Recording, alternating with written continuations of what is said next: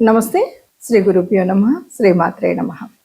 ఆదిత్యాయ చ సోమాయ మంగళాయ బుధాయ గురు శుక్ర శనిభ్యే రాహవే కేతవే నమః. ప్రేక్షకులందరికీ ప్రతి మాసం చెప్పుకున్నటువంటి గోచార ఫలితాలు 2026 ఆగస్టు గోచార ఫలితాల్లోకి వెళ్ళినట్టయితే, ముందుగా గోచార ఫలితాలు తెలుసుకునేటప్పుడు చంద్ర గ్రహ స్థితిని బట్టి చెప్పేటువంటి స్థితి కనుక ఇది మన రాశి నుండి చూసేటువంటిది. అందులో భాగంగా మరి ప్రతి నెలలో చెప్పుకున్న ఈ గోచార ఫలితాలు దాదాపు కోటాను కోట్లలో మనకి జన్మజాతకంలో ఉన్నటువంటి కుండలికి దీనికి ఉండేటువంటి వ్యత్యాసం అయితే ఉంటుంది. కానీ వచ్చేటువంటి మారేటువంటి గ్రహాల యొక్క యుతి, దృష్టి, వీటిని బట్టి వక్రగతి, వీటిని బట్టి కొన్ని మార్పులు అయితే ఉంటాయి. ఆ మార్పులకు అనుగుణంగా మనం చేసుకోవాల్సినటువంటి ముందు జాగ్రత్త చర్యలు, దాని గురించి మనం ఇప్పుడు కూడా ఈ గోచార ఫలితాలు తెలుసుకుంటాం. అయితే ఆగస్టు మాసంలో ఈ గోచార ఫలితాలకి ఉపస్థితి అయినటువంటి గ్రహాల స్థితి ఎట్లా ఉంది అంటే, ముందుగా మనం చూసినట్టయితే వృషభ రాశిలో కుజుడు ఉన్నాడు. బుధుడు మనకి మిథునంలో ఉండి 6వ తారీఖు కర్కాటకంలోకి వెళ్తాడు. అలాగే కర్కాటకంలో మరి గురువు ఎప్పటి నుండో అక్కడ ఉన్నటువంటి స్థితి ఇంకా అలాగే ఉంటుంది సంవత్సరకాలం. తర్వాత రవి 18వ తారీఖు కర్కాటకం నుండి సింహంలోకి మార్పు చెందుతాడు. ఇక సింహరాశిలో శుక్రుడు, కేతువు మాసం యొక్క మొదటి రోజులో కనిపిస్తే, శుక్రుడు తదుపరి కన్యారాశిలోకి వెళ్ళడం కనిపిస్తుంది 2వ తారీఖు. ఇక మరి కుంభరాశిలో రాహు, అలాగే ప్రారంభమయ్యి ప్రతి 2.5 రోజులకు మారుతూ ఉన్నటువంటి చంద్రుడు ప్రారంభంలో మనకి రాహుతో కలిసి కుంభరాశిలో కనిపిస్తాడు. ఇక మీనంలో శని వక్రించినటువంటి స్థితి, ఇది అందరికీ తెలిసినటువంటిది. మరి ఇలాంటి గ్రహస్థితి ఉన్నప్పుడు ఏ రాశుల వారికి అంటే 12 రాశుల వారికి ఒక్కొక్కరికి ఏ రకంగా ఉంటుంది అన్నది తెలుసుకుందాం. తదుపరి రాశి ధనుసు రాశి. ధనుసు రాశి మరి ఏంటి? ధనుసు రాశి వారికి ఇప్పుడు ఉన్నటువంటి గ్రహస్థితి వల్ల ఎలా ఉంటుంది అంటే, కొద్దిగా అన్నింట్లలో కూడా జాగ్రత్తలు తీసుకోవాలి, ఎక్కువే తీసుకోవాలి అని చెప్పాలి. ఎందుకంటే మనం చాలా రకాలుగా మోసపోయేటువంటి అవకాశం ఉంటుంది. కాబట్టి మౌనంగా కర్తవ్యాన్ని పూర్తి చేయడం అనేటువంటి లక్షణాన్ని ఏర్పాటు చేసుకోవాలి. మనకు మనం స్థిరమైనటువంటి ఏది మంచి, ఏది చెడు, ఎవరు మిత్రులు, ఎవరు శత్రువులు అన్నది మనం నిర్ణయం చేసుకోగలిగే స్థితిలో ఉంటారు నిజానికి ఈ రాశి వాళ్ళు. అలాగే అలా చేసుకొని మాత్రమే ముందుకు వెళ్ళాలి. మానసిక ఒత్తిడులు, శారీరక శ్రమలు రెండూ కూడా ఎక్కువ అవుతాయి. కాబట్టి ఈ ఒత్తిడి, శ్రమ రెండింటి వల్ల ఆరోగ్యం మీద కొంత ఇబ్బంది పడుతుంది. కాబట్టి మనం సమయానికి ఆహారాన్ని తీసుకోవడం కానీ ఇలాంటివి చేస్తూ కొద్దిగా ఆరోగ్య నియమాలను పాటిస్తూ చేసినట్టయితే కొంత ముందుకు వెళ్ళగలుగుతాం. అయితే మధ్యవర్తిత్వానికి, పెద్ద మనిషి తరహా పాత్రలకు మాత్రం ఈ రాశి వాళ్ళు కూడా దూరంగా ఉండడమే మంచిది. ఇప్పటి వరకు ఎంతో మర్యాద ఇచ్చినటువంటి వారు కూడా వారి గొడవల వల్ల, వాటి వల్ల మనల్ని శత్రువులు చేసేటువంటి పరిస్థితి కనిపిస్తుంది. కనుక ఈ రాశి వాళ్ళు ఎవరికి మధ్యవర్తిత్వంగా ఉండడమో, ఆ ఇద్దరు గొడవల మధ్యలో పెద్దవాళ్ళుగా ఉండడమో, వ్యవహరించడం అనేటువంటిది చేయడం మానేస్తే తప్పనిసరిగా ఈ సమయం అంతా కూడా బాగుంటుంది. కాబట్టి సమన్వయంతో పాటించి మౌనంగా ఉంటూ మన కర్తవ్యాన్ని, కర్తృత్వాన్ని చేయడం అనేటువంటి దృష్టిలో పెట్టుకున్నట్టయితే ఈ మాసం బాగుంటుందని చెప్పారు. ఇప్పటి వరకు మీరు గ్రహించినటువంటి వాటిల్లో దాదాపుగా గ్రహాల యొక్క స్థితే కాకుండా మాసం యొక్క ప్రత్యేకత కనుక తీసుకున్నట్టయితే, దాదాపు శ్రావణ మాసంలోనే మనకి ఆగస్టు మాసం అంతా కనిపిస్తుంది. శ్రావణ మాసం అనగానే శ్రావణంలో ఉండేటువంటి పూజలు, వ్రతాలు ఒకవైపు, అంతేకాకుండా స్వాతంత్ర దినోత్సవం అనేటువంటి పండుగ కూడా మనకి ఇందులోనే కనిపిస్తుంది. దీనితో పాటు మనం గ్రహాల యొక్క మార్పు వల్ల వచ్చేటువంటి చంద్ర, సూర్య గ్రహణాలు అనేది వినబడుతుంది.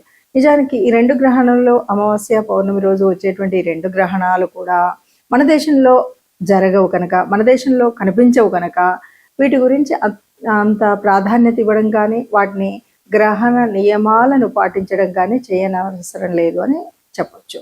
ఇక ఇక్కడ మనం మిగతా గ్రహాలు కనుక చూసినట్టయితే, మనం ఏ రాశికైనా సరే కొన్ని గ్రహాల యొక్క అనుకూలత కోసం కానీ, దైవానుగ్రహణ కోసం కానీ మనం చేసుకోవలసినటువంటి కొన్ని నియమాలు అయితే మనకు తెలుసు. దాంట్లో ముఖ్యంగా గురువు యొక్క మార్పు వల్ల కానీ, గురువు యొక్క అలాగే శని వక్రీకరణ వల్ల కానీ, ఈ రెంటి వల్ల కూడా మనకు కనిపించేటువంటి వాటిల్లో ముఖ్యంగా శనివారం శని దోషం అనగానే మనం చేయవలసినటువంటి లక్షణాల్లో అంటే ఇది అర్ధాష్టమ శని అవ్వచ్చు, లేదా శని మనకి ఏళ్ళనాటి శని ఉన్నటువంటి వాళ్ళు కావచ్చు, శని యొక్క దృష్టి ఉన్నటువంటి వాళ్ళు కావచ్చు, ఎవరైనా సరే మనము 4వ తరగతికి చెందినటువంటి కార్మికులు ముఖ్యంగా వారికి మనం ఆహారం ఏదైనా పంచిపెట్టగలిగిన, లేదా గోశాలకు వెళ్ళి గోశాలలో గోగ్రాసం ఇచ్చిన, లేదు వృద్ధులు పెద్దలు ఎవరికైనా సేవ చేయగలిగిన, వీటి వల్ల ఆ గ్రహం శని గ్రహం వల్ల వచ్చేటువంటి దోష నివారణ మనం చేసుకోవచ్చు. ఇంతే కాదు అంటే మనకు వీలు లేదు అంటే ఎవరైనా సరే వారి యొక్క ఇష్టదేవత అనుగ్రహాన్ని పొందడానికి నిత్యం దైవనామస్మరణ చేసినట్టయితే ఏ గ్రహాలు ఎలా ఉన్నా కూడా మన యొక్క ఆత్మస్థైర్యంతో ముందుకు వెళ్ళొచ్చు అని చెప్పొచ్చు. గ్రహాల అనుకూలత కానీ దైవానుకూలత కానీ కావాలి అంటే మనకి ప్రతిసారి మనం చెప్పుకున్నట్టుగానే జన్మజాతకంలో ఉన్నటువంటి దోషాలు కానీ గ్రహాల యొక్క స్థితి కానీ ఎందుకు ఉంటుంది అంటే అది పూర్వపుణ్య ఫలమే అని చెప్పొచ్చు. ఆ రోజు ఆ సమయంలో ఆ నక్షత్రాలు ఆ గ్రహాలు ఎందుకు అందులో ఉంటున్నాయంటే మనం పూర్వజన్మ సుకృతం, పూర్వజన్మలో చేసినటువంటి పాపపుణ్యాల ఫలితమే మనకు కనిపిస్తుంది. మరి దాన్ని వర్తమాన కాలంలో సరిచేసుకోవడము అన్నదే మనం చెప్పుకునేటువంటి జ్యోతిష శాస్త్రంలో ఉన్నటువంటి మార్పులు చేర్పులు. ఆ రకంగా చూసుకున్నట్టయితే ఎవరికైనా ఆర్థికంగా మనకు కష్టం అనిపిస్తుంది అంటే ఎంతసేపు మనకు కావాల్సినటువంటిది ఆర్థిక లాభాల కోసం గురువు శుక్రుడు యొక్క ఆనుకూల్యత కావాలి. అలా ఆనుకూల్యత కావాలి అంటే ముఖ్యంగా శుక్రుడికి సంబంధించినంత వరకు ఈ మాసం శ్రావణ మాసం అంటేనే లక్ష్మీదేవి వ్రతాలు చేసేటువంటి మాసం. కాబట్టి లక్ష్మీదేవి యొక్క ఆనుకూల్యత కోసం మనం తప్పనిసరిగా అందరూ పూజ చేసుకుంటాం, అందరం కూడా లక్ష్మీదేవి వ్రతాలు చేసుకోవడం అనేది కనిపిస్తుంది. అదొకటే కాదు, మనం అంతర్లీనంగా చేసేటువంటి అర్థం పరమార్థం కనుక ఆలోచించినట్టయితే ఎప్పుడు మనం కొన్ని సూత్రాలు నియమాలు చెప్పుకున్నాం. అసలు లక్ష్మీదేవి ఎక్కడ నివసిస్తుంది అంటే ఎక్కడ స్వచ్ఛత ఉంటుందో అక్కడ ఉంటుంది అంటారు, ఎక్కడ వెలుతురు ఉంటుందో అక్కడ తేజస్సు ఉంటుందో అక్కడ లక్ష్మీదేవి ఉంటుంది అంటారు. మరి ఈ సత్యం తేజస్సు అనేటువంటి విషయాలు మనకు తెలిసినప్పుడు ఎక్కడైతే దైవ నామ స్మరణ జరుగుతుందో అక్కడ లక్ష్మీదేవి ఉంటుంది అంటారు. కాబట్టి ఈ లక్ష్మీదేవి ఉండడం కోసం మనం చేసేటువంటి కర్మల్లో ముఖ్యమైనటువంటిది దేవత ఆరాధన అన్నటువంటిది.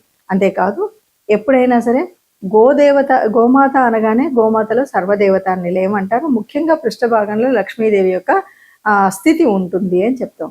కాబట్టి గోశాలకు వెళ్ళడము అనేటువంటి విషయాన్ని ఇక్కడ మళ్ళీ మనం గట్టిగా చెప్పుకోవాలి.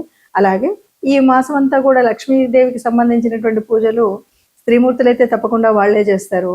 ఎవరైనా పురుషులైతే ఈ ఈ గ్రహాల యొక్క మరి ఆ దృష్టి ఆనుకూల్యత కోసం తప్పనిసరిగా ఆ రోజులలో వారు కూడా లక్ష్మీదేవికి పూజ చేసినట్టయితే కొంత అనుకూలత లభిస్తుంది అని మనం చెప్పొచ్చు.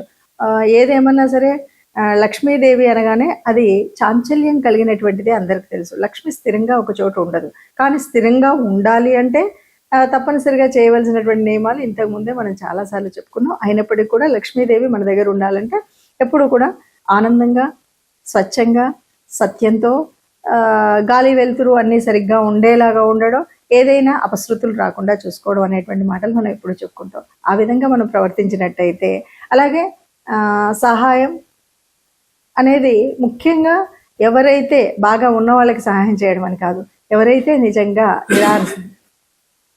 నిజంగా నిరాశ్రితంగా ఉంటారో వాళ్ళకి మనం సహాయం చేసినట్టయితే అంటే మనం నారాయణో దేవ అని మనం ఎప్పుడైతే చెప్తామో అలాగా మానవ రూపంలో ఉన్నటువంటి దేవతామూర్తులుగా మనం చూసేటువంటి స్థితి కనిపిస్తుంది.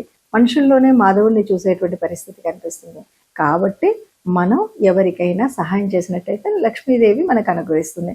ఇప్పుడు ఈ పరిస్థితి ఎందుకు అంటే ఎక్కడైతే గురువు కానీ శుక్రుడు కానీ అననుకూలతగా ఉన్నటువంటి ఏ గ్రహం ఏ రాశి వాళ్ళైనా సరే ఈ రకంగా మనం పూజ చేసినట్టయితే మనకు లక్ష్మీదేవి అనుకూలత పొందొచ్చు.